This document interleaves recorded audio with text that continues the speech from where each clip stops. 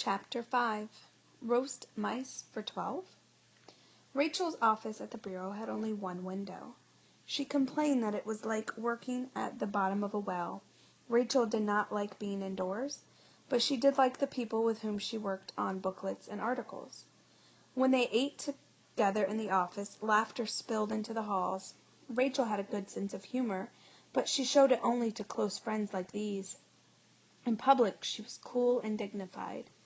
She used her humor at the office to keep herself and others writing at their best. She asked her closest friend at the bureau, Shirley Briggs, to draw cartoons of some of the bad writing they found. One writer had called a man who liked frozen fish the man who was frozen fish-minded. That made a strange picture. So did the raw headless dealers. A very poor way of describing men who sold raw shrimp with the heads taken off. Rachel hung the silly drawings up so others wouldn't make the same mistakes. Once they found a government booklet of recipes for cooking wild animals. It was not only badly written, it was full of recipes no one would ever want to use. Even worse, it was mostly copied from someone else's book. They decided to play a trick. They made up a telegram that said an important chef would like to visit the writer and try one of the recipes from her book. It told her to be ready one day the next week with enough roast mice to feed 12 people. They never did send the telegram, but it kept them laughing for months. Rachel was serious about her own work. Soon after she joined the bureau, Elmer Higgins asked her to write an introduction for a booklet about fish. She took such care writing it that she couldn't finish it that day at the office. Rachel wrote late into the night. Her introduction, Undersea, showed how animals live in the sea. Those living near coasts are ruled by rising and falling tides. Others, in the open sea, are swept about by endless currents. Still others live in the deepest ocean, never seeing sunlight. Rachel showed how all of these lives are forever connected. Rachel was on time, as always, to work the next morning. How she wanted her boss to like Undersea. Mr. Higgins read it slowly, shook his head, and told her he wouldn't use it. Rachel was stunned. What was wrong with it? Her boss said it was too good. It should be printed in an important magazine like Atlantic Monthly, not in a little government booklet. Rachel didn't have time for magazine work that year. Her sister Marion caught pneumonia and died. Rachel and her mother cried together as they tried to decide what to do about Marion's two little girls, Margie and Jenny. Their father had died years earlier. Now the girls had no home. By 1936, money wasn't so tight, but would there be enough for 4 of them to live on? Miss Carson insisted that they had to try. Rachel invited the girls to a larger house she had found near her job in Silver Spring, Maryland. She and her mother kept the house filled with laughter. There were visits to the woods and marshes of Maryland with Margie and Jenny to watch the birds and animals, but there just wasn't enough money. Rachel began to sell articles about nature to the local newspaper. When everyone went to bed at night,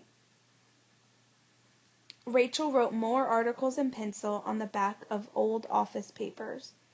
After her mother typed them, Rachel sent them to many magazines. 4 months nothing sold, but she kept writing. Then Reader's Digest bought one about bats. Rachel made other sales. Finally, she pulled out Undersea. It might have been too good for Mr. Higgins, but Rachel thought it still needed work. She rewrote Undersea again and sent it to Atlantic Monthly. They bought it. Rachel waited until the article came out in the magazine and handed it to Mr. Higgins as a surprise. Again, she was the one who got the surprise. Her boss read it and shook his head. What was the matter this time? Mr. Higgins said it ought to be a book, not just a magazine article.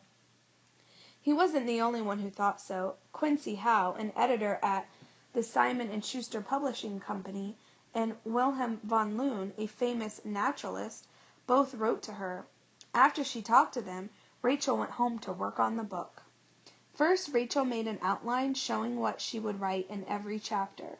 When she showed it to Mr. Howe, he gave her $250 and promised that he would publish her book. Every night the light in her bedroom stayed lit until she couldn't write another word. 2 new kittens, Buzzy and Keto, kept her company while the rest of the family slept. Sometimes she worked so late that even the cats fell asleep.